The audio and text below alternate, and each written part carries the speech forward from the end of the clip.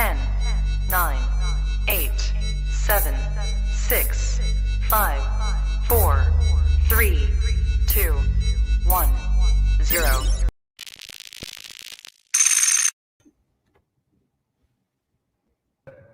All right, welcome to the Rising Coaches Podcast. I'm Adam Gordon, and today's episode is brought to you by Lucio Sports.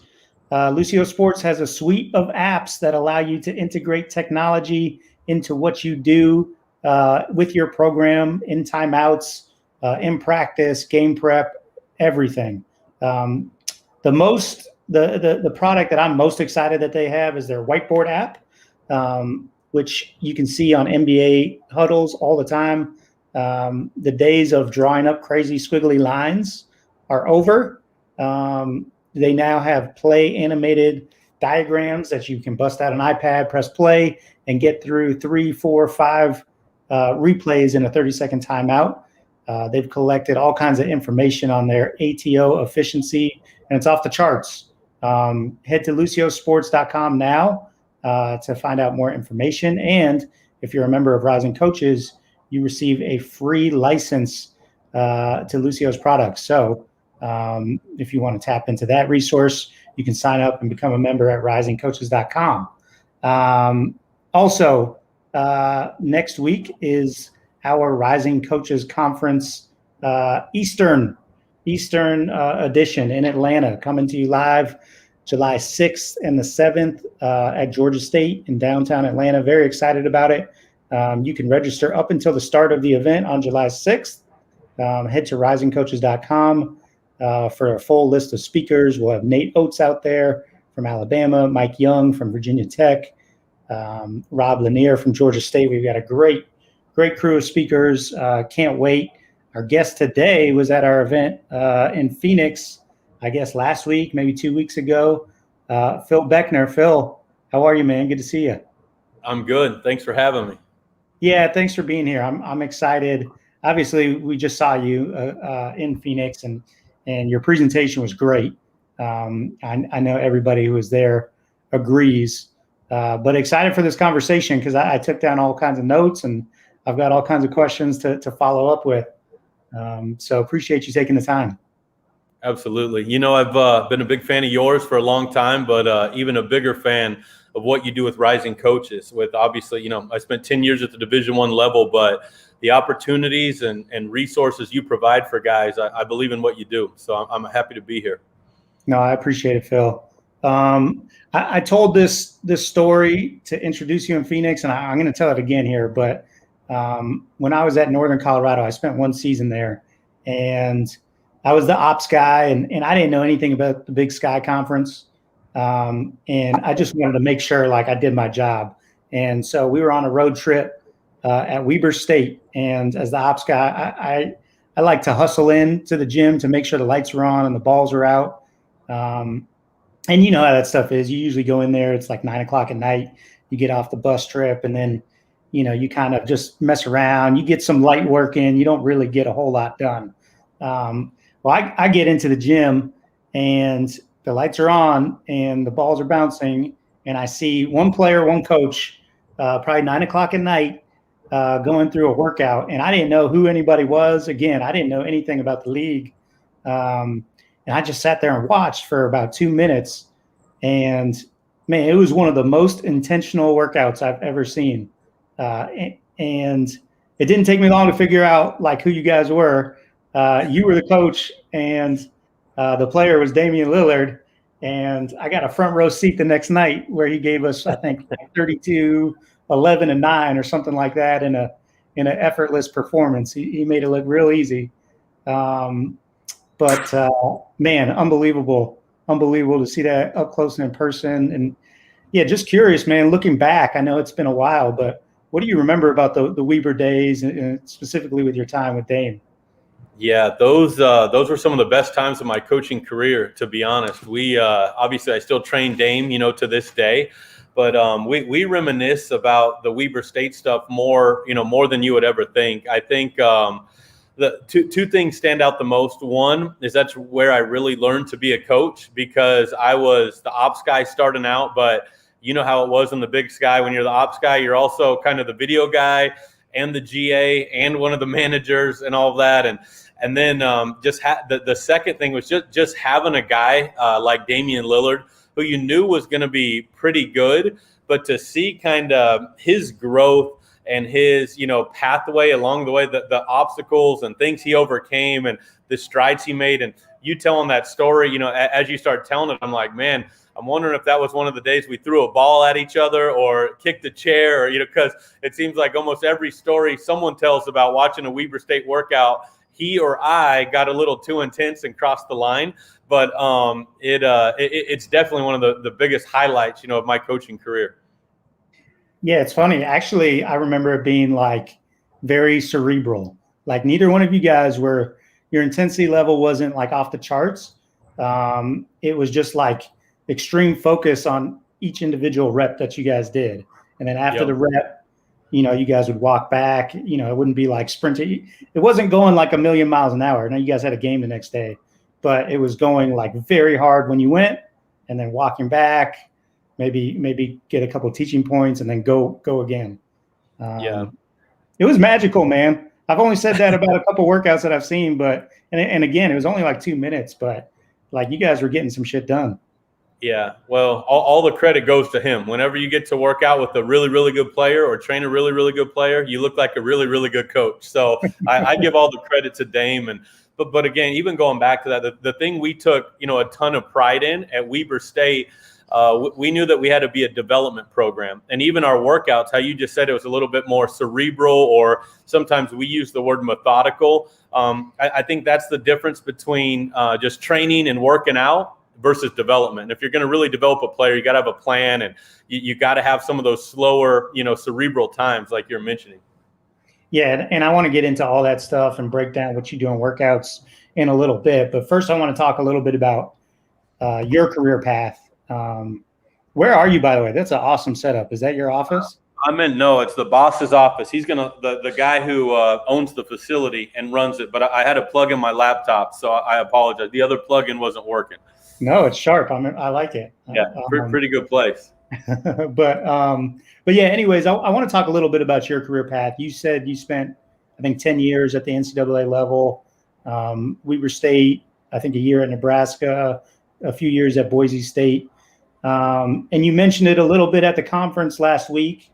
And it's something that we talk about all the time on the podcast.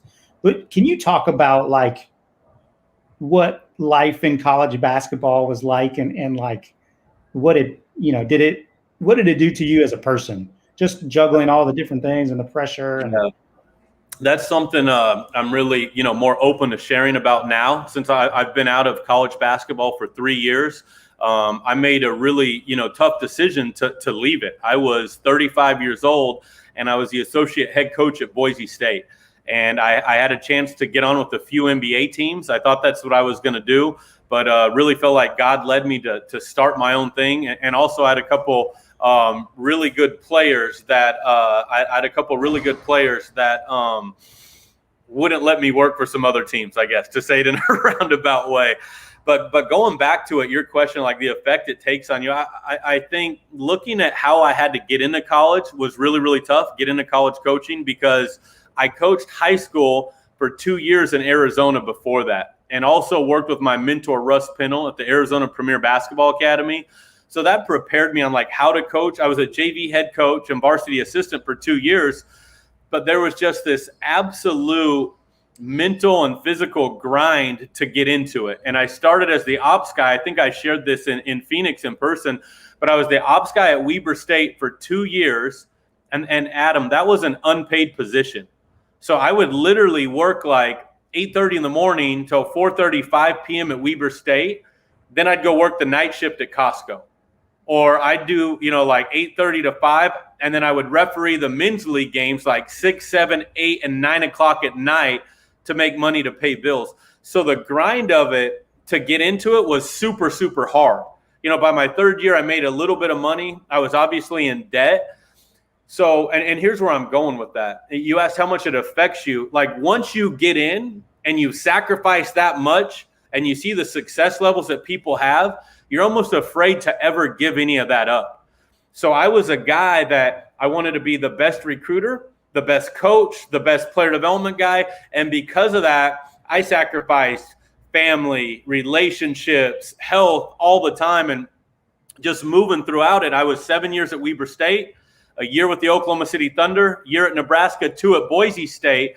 And I would get so consumed with the day-to-day, never being able to shut it off, always worried about how we're going to win the next game, get the next recruit, get the next job, whatever it was. I ended up weighing 158 pounds when I left Boise State. Like, you talk about mental health, emotional health, physical health, like it was a battle for me because the job, and even this, and I know we kind of see eye to eye on this, but I let the profession eat me alive. And I'm humble enough and man enough to admit that, but like, I let the profession of college basketball eat me alive. And right now I weigh like 192. That you think about that, I was 6'3", 158 pounds. I remember going down the escalator at the Final Four, and some dudes are just like, Phil, you have lost what? Like, I did, because it was just recruit, work out players, next guy, and it crushed me. So I think getting into it was so hard, and what you wanted, and you thought you had to have all this stuff to be successful. I got to the point where I was like, man, this stuff's not worth it. I'm either going to go coach in the NBA or I'm going to train my own clients, and obviously took that step. Do you think that, you mentioned like you were in that position at a pretty young age. Do you think that was like, having success so young, or do you think that led you to that? Or do you think it was that profession itself that is just kind of geared that way? Really, really good question. Man, that's a great question. I would say being young and not knowing any better allowed it to continue, because when you're single and young and you could do it and work 24/7, now all of a sudden you look and you're 33 years old, and I was one of the younger assistants in the Big Ten. I'm like, I got to keep going. And I'm not knocking college basketball. I consult with teams right now. They hire me to bring me to campus and show them how to develop players and work with their coaching staff on leadership and whatnot. But the profession, in my opinion, the profession of college basketball, if you're not working for a tremendous leader, it's a sick profession. The profession will get you. And I was just out at Section 7 after we were at the Rising Coaches, and 3 coaches came up to me, literally from 3 different levels, low major, mid major, and a high major. And they're like, I'm thinking about getting out. How'd it work for you? How'd you do it? Man, I could relate to your story. So unless you're really, really working for the right people, or unless you have the right balance, the profession's going to get you. It's a sick deal. College basketball could be a sick deal at times. Yeah, no question. And I was talking about this earlier today, but, I feel like COVID hit and everybody was forced to take time off, and people were like, man, this is really beneficial to have some time to ourselves. And now college basketball came back and everyone's right back to like exactly what they were doing before. So, I mean, it's sick. That's the perfect word to describe it. It doesn't take, you can be really good at it without putting in, 20 hours a day and being on your phone and Twitter and verbal commits 24/7. Yeah. But I get that question all the time. People always come up to me, hey, I'm thinking about getting out too. How did it go for you? Is there anything, like, what do you tell them? Do you miss anything about it? Do you ever see yourself coaching a team again? The first thing I tell them is that, and I even have NBA guys hit me about this. Guys thinking about, and I'm like, don't. My path, I live in fantasy land, and it's like, because all these player development, we have so many good NBA guys and pre-draft guys who want to train with us or work with us, like Damian Lillard, Mikal Bridges, Tim Frazier, Steven Adams, it's like going to Disneyland every day, like just riding the best ride. Okay, I get to ride this ride and have fun. Now I ride that. Like, we're living in fantasy land. But you brought up a great point when you said during COVID, you kind of had to slow down and get a taste of what it's like. I would say you don't know what you're leaving. Like, all these college guys don't know what they're leaving until they're truly immersed in it. And not immersed in college basketball, but immersed in the next step. And you're like my day's over sometimes at 2:30, and I don't have to be on verbal commits, and I don't have to coach, and I don't have to work and I told you a little bit before, I have 2. I just hired 1 Division I guy. and I brought another one out to possibly hire. And we went to dinner last night for a friend's birthday in Phoenix. This dude left dinner and playing Uno 4 different times. 2 times was because his players were locked out of their room. Like, I don't want to deal with that. So, like, and I know I kind of got off on a tangent here, but when people ask, should I get out of it? I'm like, if you don't want to deal with that crap, absolutely get out of it, because you get to pick who you want to work with. But then your other question, what do you miss? If you're in the right environment and you have the right mission or kind of vision for your life with what you want to do, like, I don't miss much except the fist fight. Like, when the ball's about to get tipped and you're watching the Trailblazers play the Nuggets and it's game 5, like, you miss the fight a little bit. But one of the D1 guys I just hired, he said this, Adam, and I think it would be great for all the listeners. He said his best friend coached in the Sweet 16, and they shouldn't have made it there. It was like one of those magical runs. And he was like, when they tipped the ball up and we were in the Sweet 16 and we're playing, he was like, it was such an awesome feeling.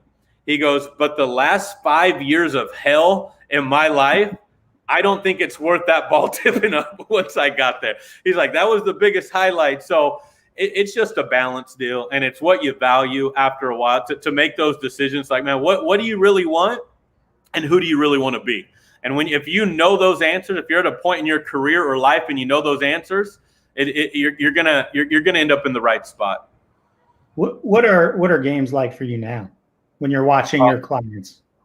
That's a good question. If it's in person, like if I go, it's fun. If it's at home, I still got too much coach in me. Like I only take on 3 or 4 main clients during the season. Out of season, I'll work with all of them, 20, 25 guys. But sometimes, and that's where, like, I'm learning about myself. I'm too intense. I'm too upset. Here's a good example. We just ran Pro Day in Chicago for one of the top 5 sports agencies in the country. We had a terrible walkthrough the night before Pro Day with our 3rd group. So imagine, like, group 1 goes, great walkthrough. Group 2 goes, great walkthrough. Group 3, I was driving home with Russ Pennell, my mentor, who's coached Division I for 30 years. We're driving back to the hotel in Chicago. I'm like, feels like we just lost a game. I go, this is why I quit coaching college, because, like, that was just walkthrough, Adam, for a pro day. And right. I'm like, I can't function. So when I watch games at home on TV, I start getting into them too much. I got to leave the house and go for a walk sometimes. I'm a little, like, psycho, but in person now, it's all enjoyable. It's all fun. Are you just watching your guys and their footwork and, what they're doing, their decision-making, or are you still, like, breaking down how the defense is playing and different ways you can attack it? What's your mind doing? Good question for them, and that gets into a lot of what we do for our guys. And again, training versus development. Our main guys, I'm watching a lot of what they do individually, but it's also like concepts and strategy. So, like, how are they defending Lillard? We'll send certain players. They get an edit every single game day from us with certain strategies or things to attack that team with. And it's really important to do that. Hey, I'm sorry. No, you're good. This guy, he's like our mascot at the facility. He runs around. Aubrey, come say hi to Rising Coaches. Come on. Look, say hi.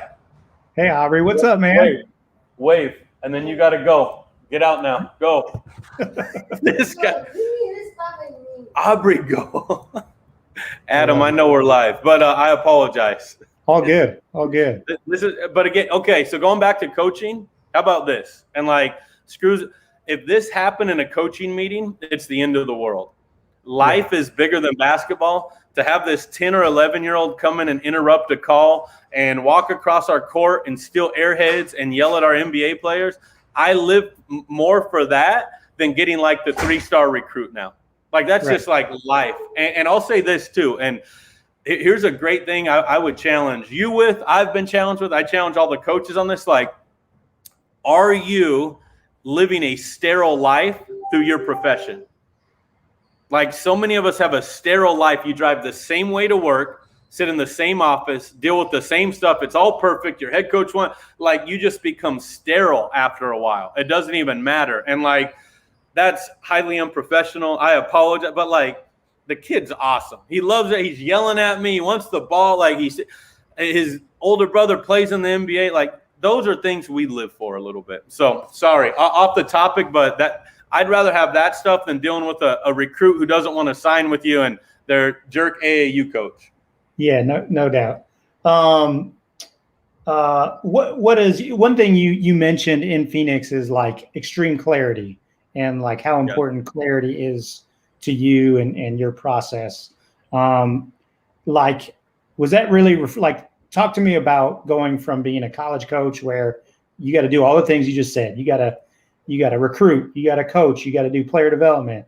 You got to make sure your guys aren't locked out of their room. You got to make sure they're eating breakfast. Like, you get to clear all that off your plate and just focus on one task.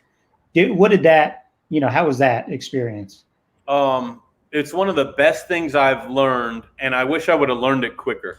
My mentor, Rod Olson, he started working with me privately on that. I hired him just to mentor me, to lead me while I was at Boise State. And we started to do these projects. I'm actually putting out a player development newsletter tomorrow, like free player development newsletter. And one of the sections that's going to be on there, we're trying to do something kind of really unique in the regards of player development. It's going to be like the coach's corner. It's me, and Rod Olson goes by Coach O. And he will give me a topic, a subject. He'll call my ass out on something, as something I need to work on. And I'm going to share what we're working on in that coach's corner. Just be really authentic. And one of the first things we started with, and he does it with all the Navy SEAL commanders, the top executives for the Pittsburgh Pirates and Texas Rangers, just the phrase high clarity equals high performance. And I think developing players, developing yourself, the college rat race, my profession now, if you know where you are and where you want to go and what the most important things are in between, not how to get there, but just what the most important things are in between, you're going to have a chance to be an elite performer. Like if you hired me as your associate head coach for rising coaches, my job, if I could help you develop more clarity for where rising coaches is going as an organization, as a group that impacts people, if we could know where we are, where we want to get to, and what's important in between, so many of the world's problems are solved. And now my last 3 years, I have the coolest job in the world, not just because of the players I work with, but because of the teams I get to be around. So I get to help lead the player development stuff for USA junior national team. I get to be around the Milwaukee Bucks coaches, the Portland Trailblazers coaches. 4 or 5 Division I schools each year hire me to consult with them. The staffs and the leaders that have the most clarity on who they are and where they want to get to, they just get better results. And here's the best way to look at it. Like, I think this is so true because you were an assistant, I was an assistant. We've coached for some guys who have a great defensive philosophy, right? Like, you've been around a couple dudes who have a great defensive philosophy. Then you've coached for a couple guys who, like, we're going to take away the 3 for 2 months. Well, that shit ain't working. Now we're going to be a pack line team. Maybe we just zone. Who ends up being the better defensive team? The one who knows what it is, what it looks like, what it feels like, what it smells like. Like, if you just know that, you're going to be better than the majority of the competition. So for me to develop high clarity in my personal life was number 1. As a leader, number 2, and then professionally to run my business and organization was number 3. And here's the biggest problem it solves, because you could tell I get going a little crazy, high intense dude, confrontational dude. When you know what you really, really want, now the shit that doesn't matter stays out of the way. Like, you don't have to fight as many fights. You don't have to go through as many, just like some guys, I'll send them home or kick them out. I'm like, it doesn't line up with where we're going. Just so now I've avoided so many conflicts, confrontations, or headaches on the back end. I love it. Okay, let's get into like your craft and the stuff that I'm sure everybody, really wants to know, the actual skill development and how you operate and the things you focus on. First of all, like, it seems like you're a little bit different than most trainers that work with NBA players. Like, and you talked about this. You don't really cater to the guys. I'm sure you do some, but you kind of make them meet your standards. Like, how is that? What are those standards, and how are you kind of setting those expectations at the jump? Yeah. we have 4 standards that are set that we believe in, and they're not necessarily just mine, like it's my rules and I'm a dictator or anything. They're because everything we do, our vision. So, people have mission, vision, values, strategy. Like our vision, what I tell my staff, what I tell all of our players, if you look in our gym and we don't know what to do, if I hire you tomorrow, Adam, and you don't know any of our drills, you don't know what terminology, our vision should look like this. We're impacting people and we're impacting performance. We impact people, we impact performance. We build people and we build careers. So if you come in our gym, Adam, impact people, impact their performance, or build that person and build their career. If you do that, we'll be all right. So what we wanted to do was develop standards in the world of player development, the world of training, that will help build those careers and impact their performance. And not just for us. If we get them for 30 days, we want to get the most out of them. But, man, can they get that job with the San Antonio Spurs? Can they make the top-level team in the ACB in Spain? So our 4 standards, our guys and our pre-draft guys are saying these in job interviews right now because they bought into them for 3 months. We're committed, we're professional, we're hardworking, and we're always on time. Those are our 4 standards. Be committed. And we define each of these. And this goes back to the high clarity thing. If we could define these 4 things, when these dudes go to the Indiana Pacers or the Phoenix Suns, they're committed, they're hardworking, they're on time, they're professional.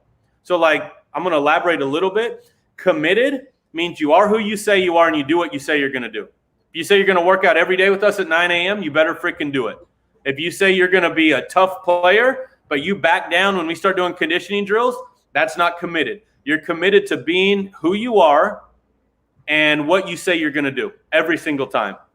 Hardworking, it's really, really simple. We work with pace and purpose. Pace and purpose, and then we have one phrase, we don't coach effort. If you're a pro or a college kid and I have to beg you for effort, I'm just going to ask you to leave. That's our level of working hard. Pace and purpose, and that's what you kind of described with Dame. There was a different pace to our workout. There was purpose to what we were doing. Well, that's how we define working hard. And then again, we don't coach effort. If we have to coach that, go pay somebody else. We're not an effort coach. We're a development coach. And then on time and committed. Here's one standard we have for everybody, and it doesn't lower whether you're, NBA All-Star Damian Lillard or a pre-draft guy. Being on time means you're in the gym warming up with a basketball 10 minutes before your workout. And we will have just a direct, brutally honest conversation. If guys don't want to do that, don't do it here. Don't do it. You have to be dribbling a ball. If your workout's at 10 a.m., you're not stretching, lacing your shoes at 9:50. You are dribbling a ball, shooting a ball, doing something 10 minutes before. So that's being on time. Then the last one, I got some heat about this on Twitter the other day because I actually put some on, is being professional. We don't allow do-rags. We don't have earrings. We don't wear hats. We don't have photo camera crew. Like we have one photo day. It's like school photo day a year. So everyone, it's actually this frame right here in his office. We take a picture of every guy. We frame it. We put it in the boss's office. That's all we do. But being professional, here's a great story. Just happened today. We have a kid from Baylor, national champion. One of our rules on being professional is when you walk in the gym, you introduce yourself to everybody. That's being professional. You look them in the eye. You take out your earrings. They're like, I could work out with earrings on. Well, you don't for the Spurs.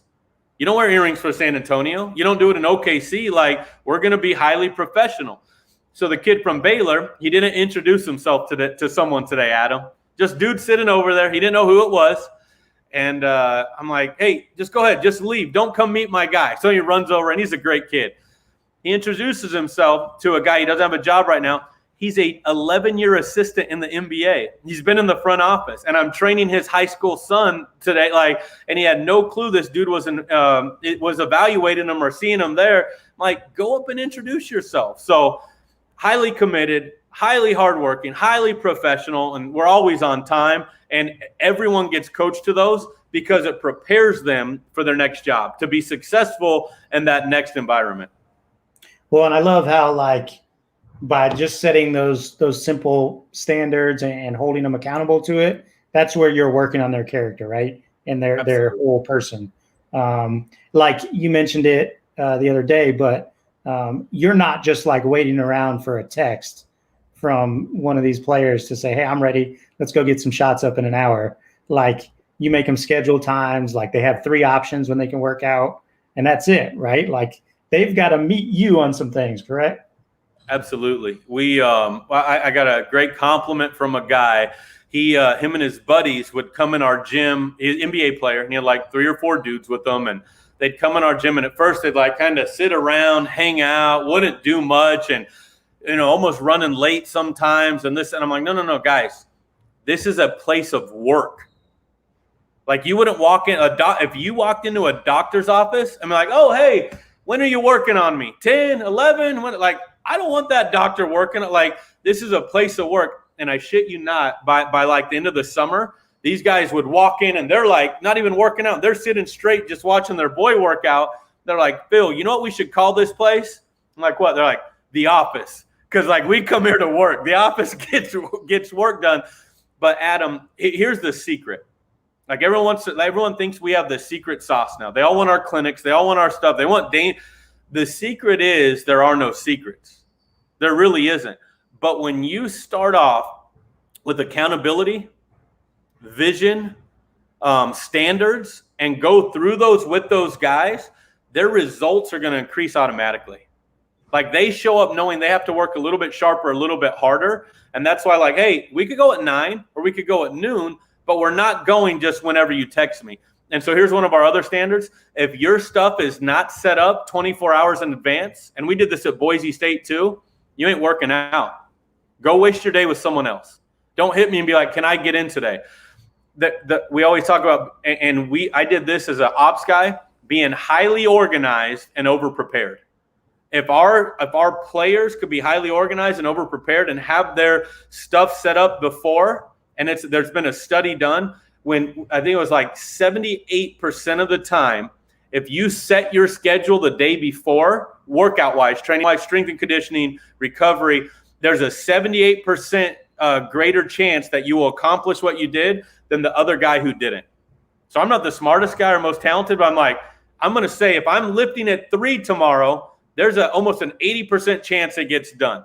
If I'm just like, hey, I might work out tomorrow, probably not going to get done. Okay, let's get to the actual workout. We're starting really simple. Like how long, give me out of season and in season, how long are your sessions?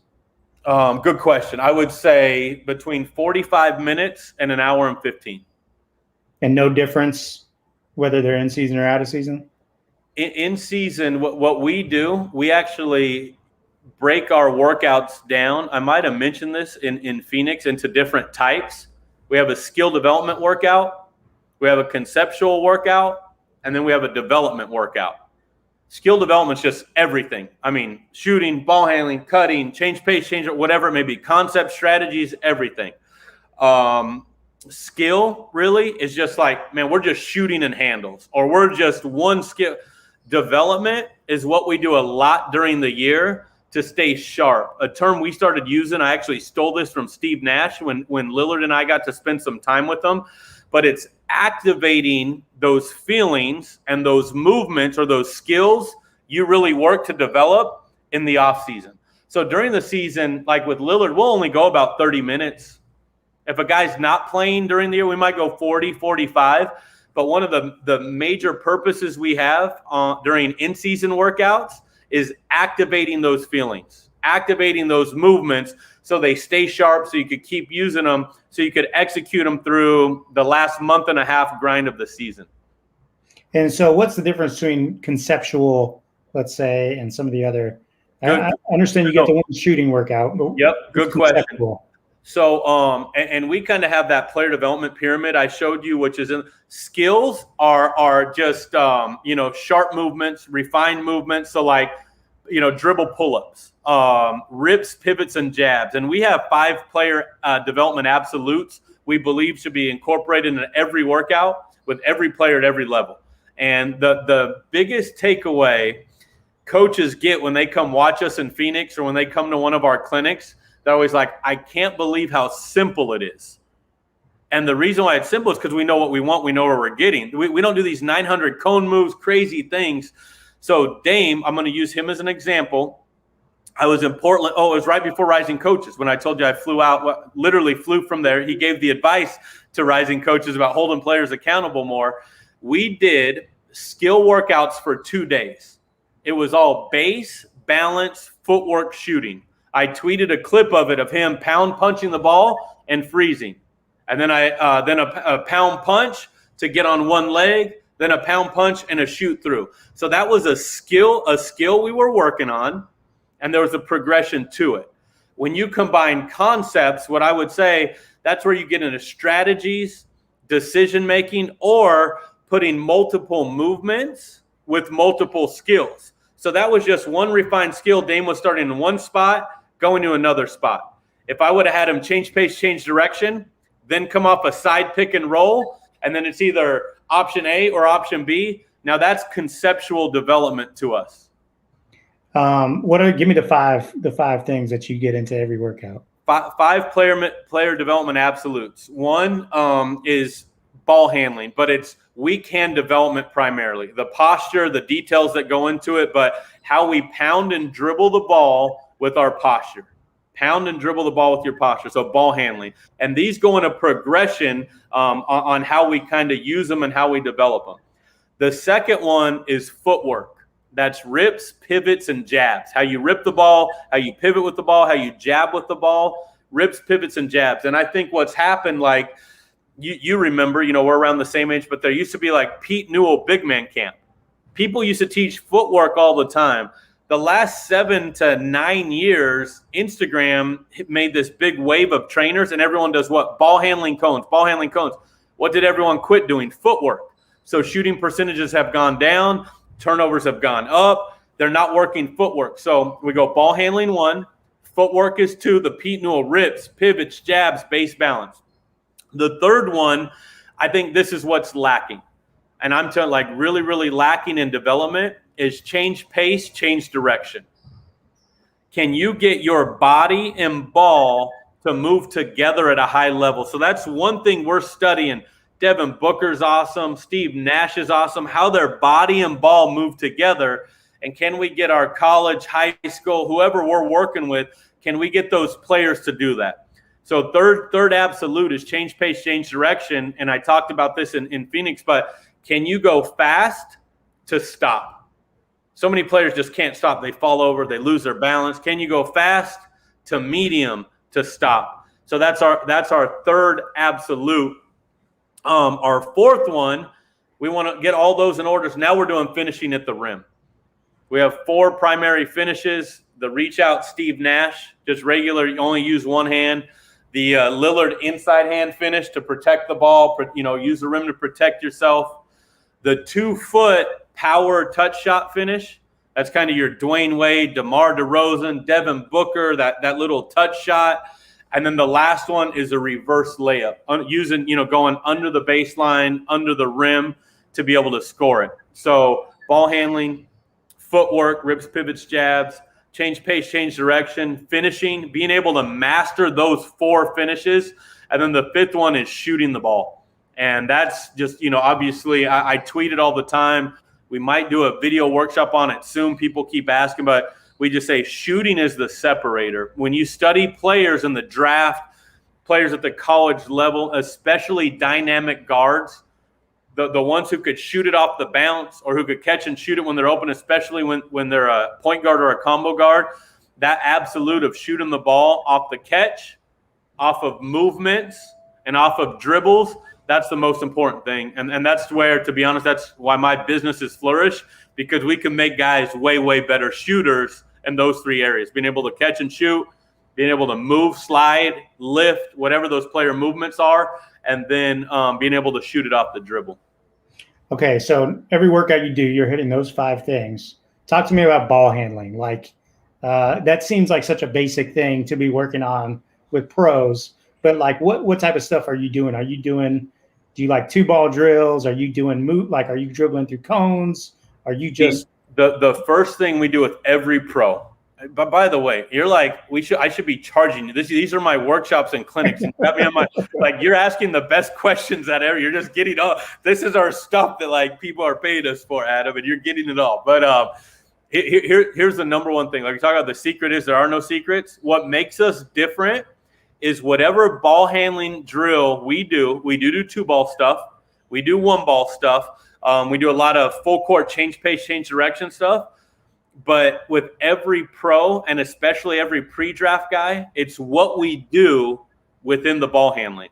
And here's what you have to fix and address with every guy. Number 1 is their posture. Number 2 is the height of their handle. And number 3 is the force of their handle. I'm telling you, like the posture, and I showed some clips, I think, at Rising, but if we could get their posture right, if we could get the ball, so many guys dribble way, way, way too low. That's why they lose the ball, turn it over. That's why they lose their posture. That's why they can't create well off the bounce. So we get their posture really strong in a good athletic stance. We get their handle higher to where you want it. And then it's how hard and forceful you dribble the ball.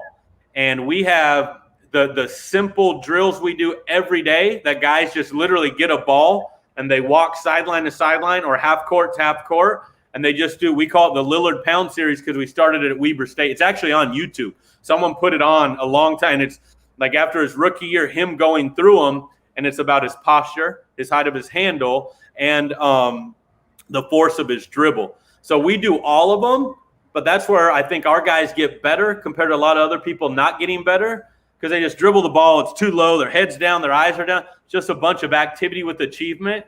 Our guys are literally making mistakes with the ball because of those 3 emphases. Okay, and with the footwork stuff, are you doing the same moves regardless of who you're working out, or are you kind of customizing stuff based off their ability, their length, their position? We're going to have to end this podcast because you guys aren't paying me for it, and you get all the freaking crap. We're going to actually release a video here soon called Hall of Fame Footwork. So you asked, does everyone do the same moves and same stuff with the footwork, or do you base it, on position or player or whatever? Number 1, every player with us does Hall of Fame footwork. And we called it Hall of Fame footwork because when you study all the Hall of Famers, they all have what? Great footwork. I worked with an NBA guy. He's an assistant on the staff with the Suns now. We work together in OKC. And he said, great footwork gets you out of trouble. I mean, he played against the Olajuwons. He's coached against everybody now. Like, great footwork gets you out of trouble. So we're going to release a video at some point, our Hall of Fame footwork series.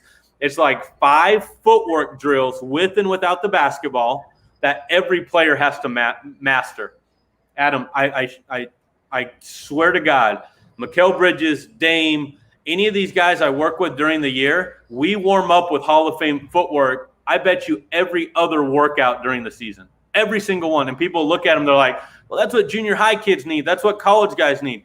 That's what these NBA guys need. Because if they have it, it activates those really, really sharp feelings and great footwork movements. So we have those, 1, to answer your question. But then 2, we design moves and footwork and rips and pivots and jabs, not only based on position and player, but based on spots on the court, on how to create a shot. And I think that's where you get to really the next level of development. So if you look at it, Hall of Fame footwork would be skill development. And then when we take it out to the perimeter and make it position on the court based, now we're getting into conceptual development. So you could get a shot or create a shot for a teammate. Okay. Can you talk to me about fadeaways for a minute? Yeah. Like it's something that like coaching in the college game, like never would a coach that I worked for be comfortable with like me working on a fadeaway jumper with any of our guys. But you watch the pros and those guys are, I mean, it's a huge part of it, right? Back to even guards, I would say, especially wings are hitting people with that. How do you have teaching points on that? Do you work on it or do you just let their natural like stuff? Bro, you're killing me. So we have, this might be the favorite series other than our foundation shooting that teaches base, balance, shooting the ball. Other than our foundation shooting, we call them Wades, like Dwayne Wade. Dwayne Wade had one of the best jump stop, get in the paint. I thought games, jump stop or stride stop, to a little fadeaway, to a little shot fake fadeaway, to a rip. So I would watch him and study him, and we just call it the Wade series. This is probably what our pro players love to warm up with the most shooting-wise than anything else we do. There's 4 different types of fadeaways. It's all the same fadeaway shot, but 4 different type movements. One, we smack the ball. Another one, we smack and pivot. I was going to grab my phone and show you the text maybe. I think I just texted them all to Lillard 2 days ago. He asked for a workout because he's in L.A., and I might have had them all on there. And then we do a rip through over to a fade. And here's why it's so important. One, so going back to the fadeaway, why do coaches allow it or should they teach it? For one, if they're an average player on your team, if they're not first team all conference potential or MVP, like I'm not teaching them a fadeaway. Like if you're shitty, like worry about being good first. Like worry about just making a shot. But the most dynamic players, they need as many weapons in their arsenal as they could have. So the Wade series, and the Wade series is a way to teach players to shoot a fadeaway. And then also if you're a really good player that has it, it's a diagnostic test on how to shoot it correctly. So like timing of fadeaways are really important. You never want to shoot it on the way down or shoot it too late, right? Like that's tough. So if you're doing the Wade and you had a smack and pivot and you keep missing short and short, like Jarrett Culver a couple years ago would shoot on the way down and short, it's automatically a diagnostic test of what he's doing wrong with this fadeaway. So it's either going to activate those feelings and help you, teach you how to make it, or it's going to be a diagnostic test to tell you what you have to fix. So again, we have the Wade series, Dwayne Wade series. We only do it from 4 spots on the court, kind of block extended, inside the elbow, the other block extended. And the other thing, we only do it over our right shoulder if we're a right-handed player. We don't even do it the other way because it's just you're not going to shoot that fadeaway too much. And that's our building block to shoot one in the post or to shoot one off like Dame will shoot them like dribble through the nail, get up and push and kick. Well, now he could make them, over that shoulder. Okay. Too in depth or no? No, that was great. This is the last workout question, so you'll be off the hook after this one. But what the hell do you do with a guy like Damian Lillard, who's like a NBA MVP type player? I'm sure he can do anything you give him. Like, I mean, you know what I mean? Like he just, I'm sure, just breezes through everything. Yeah. Like, how do you continue to challenge and push a player like that? Big time question, brother. This is the stuff, I talked to you about the clinics we're doing in Phoenix, like these guys coming out for it. And this is the stuff that like people don't realize until you're in the fire with them. Like what I didn't know when I left Boise State. So going back, like I didn't know how hard it would be to train Dame or how easy it would be some days. The best advice I got though, when I started doing this with really, really good players, and this is the advice like, man, more coaches need, or what we talk about at our clinics. It's not just about all the drills. The number one thing when you train a guy like Dame or someone who's really good, don't F him up. Don't F him up. Don't screw him up. Just keep him really, really good, number one. We all were like, man, I got to show Dame how great I am or how smart I am. Or, man, maybe I'm working with a LeBron James. Something like, they're already good. Don't screw them up. It's not about you. It's not about you showing them how smart you are, creating some, like, number one, don't screw them up. However, to continue to get those guys good, here's what I've figured out. One, you can't be afraid to challenge them and hold them accountable. All the great ones want that. Like me and Dame, we still get in fights and arguments. It's unbelievable. I'm 38 years old. He's 30. And like last summer, we're in Weber. We're talking in the hallway for 40 minutes. Like while we're out there, he's in the NBA. And I'm like, if you want me to go home, I'll go home. If you're not going to listen to it, like, I don't want you to go home. I want you to I'm like, I get done. We have a great work. I'm like, what are we doing? But he wants that fight. He wants that challenge. Because we're all human.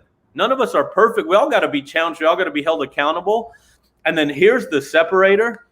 If you could look for a way to make a guy, these are the great ones you asked about, not everybody, can you get him 2% better in one area? Maybe it's just making sure he hydrates a whole bunch. Maybe it's just making sure on those fadeaways or those baseline step backs, he always has his chin to the rim. Because for him, he shoots 150 of those during the year. If 50 of them he has his chin down, it's only a 30% chance he's going to make it. If I could get 2%, if I can make sure his chin is up on 50 more of those, it turns into he's going to make it 55% of the time. Like, that's an advantage for him. And he actually, we've talked about that for a while. He goes, Phil, you talked about that 2% stuff. He goes, it actually started making me paranoid in practice. I go, what do you mean? He's like, every drill and training camp, everything, I just be like, where's the 2%? Where's it? He's like, I wasn't even thinking about the plays to run. I was just thinking about so if it's a great player, can you give him 2%? Because if you can, that might be the difference between first team All-NBA and second team All-NBA. Because, and I tweeted this the other day, and this is true for coaches. And I know we're going to talk about coaching development too. So true. The greatest competition, the greatest amount of competition is in the masses. Dame only has to compete against like 20 dudes, really. All the great ones. There are 1,000 freaking ops, video, GA managers all doing the same crap. They're all great. What are those things you could do to separate yourself and now just fight the elite dudes? All the competition is in the masses. Once you get out of the masses, there's less. The competition might be harder, but there's less people you got to compete against. I love it. No, I really appreciate you breaking down some of that stuff, giving some of the secrets away. So I appreciate you diving into that. Let's wrap up with this, Phil. Give us some advice that you think coaches, need to listen to, or you wish you had when you were coaching. Yeah, good question. I would say this is something I still struggle with, and I need to get better at myself. I don't have all the answers. I don't have it all figured out. I have having mentors has really, really helped me. But my original mentor, Russ Pennell, said, if you want to be a coach, you need to go coach. Like, if you want to be a school teacher, what do? You go to the College of Education. If you want to be a doctor, what do? You go to medical school. If you, want to fly an airplane, well, you learn how to become a pilot. There's no place to go to become a coach. There's not like this school of coaching. Like, oh, I got my degree in coaching. Like, no, if you want to coach, go freaking coach. I don't care if it's youth league. I don't care if it's players. And like, for me, sometimes I get so distracted or so wound up with the business of it, the plans of it, the details of it. It's like, you know what? Just go coach the freaking guy. Just go coach him. And the person I want to be, I heard this a long time ago. They said this about an old football coach. They're like, man, that dude's so good, he could coach a dead snake. Like, you could coach a dead snake. And here's what's happened. I've tried to hire 2 Division I guys this week, Adam. Like, true story. 2 Division I guys this week. One I took to pro day. One's out on the court. They're failing miserably at coaching. Just getting out there and doing this stuff. They could send an email. They could break down the clip. That they have not been. They can't develop players. They haven't coached. They haven't taught. One guy ran a drill today, Adam. There were 4 pre-draft guys running into each other. We haven't had guys run into each other. So I would say, if you want to be a coach, you got to go coach. And that's why the workshops and the clinics I was telling you about, we're doing these special 15 invites only, all player development. That one filled up in 3 hours. We're going to release more dates this week. But like, these 15 coaches, they're going to come out here and they're going to coach. We're going to have chalk talk. We're going to meet. We're going to go through the plan together like they're an assistant coach with me. Then they're sitting around the court, or they're going to be on the court helping. Then we're going to go and debrief. Then one of the guest speakers is going to be a player. And like my top assistant, he just got a D1 job. I'm losing him, my top assistant. And I go, man, you've come a long way. He goes, yeah, my second day on the job, Damian Lillard told me I was a shitty passer. So I went home and I practiced throwing. Like, these dudes will tell you that you got to be able to coach. So that's why, and we're going to do it in August. We're going to have only 20 spots, only 15 spots where college coaches get to come and develop players with us. Then another one where admin support staff get to come and develop players, because there's no school for coaching. There's nothing where they could get out there and coach. And that's something I'm continuing to grow in because we live in this world of social media, technology, distraction. I'm like, Phil, just go coach. Just go coach your guys. Yeah, awesome. I thank you for providing that resource, because you're right. It's the only profession where you spend 10 years in the office and then they just throw you on the court and say, figure it out. So yeah. Where can people find out more info? Is that on Be Better, Be Different? You know what? No, we're kind of just my Twitter probably until they get some of this. I don't know how to do all this, but at Phil Beckner is my name. There's a flow page with a link to it. They're actually releasing more dates tonight for session 2 in July. And then in August, we're going to have those other dates where, and that's why we really want to do it for like support staff. Because the 2 guys I brought out, one was a video coordinator, one was a support staff. And like Tim Frazier was ready to kill the guy today. He's like, he's screwing up my score. Like, He's been at the Division I level for 9 years, and he couldn't do the stuff that's tough. So we're going to try to provide some resources for guys to get better at that. Okay, so check out Phil's Twitter handle at Phil Beckner for all the info. The link is in the bio, as they say. There you go. There you go. Well, Phil, hey man, I know I've kept you a little longer, but I really appreciate you taking the time to hang out with us today and recap some of the stuff that you dove into in Phoenix and more. So thanks as always, man. Hey, like I said at the beginning of the call, and I think you could believe this. Like, I just believe in you, and I believe in what you're doing for coaches. Like, we need more of this. I know you're helping. Like, I've even hit you about guys getting jobs, and you've recommended some great people to me. But what you've built and the opportunities you're providing, not only for growth but for jobs, I would do anything to support you and rising coaches. I'm excited for what you guys are going to do. Thanks, Phil. Appreciate your time, man. All right, brother. I'll see you. Take care, Adam. All right, take care.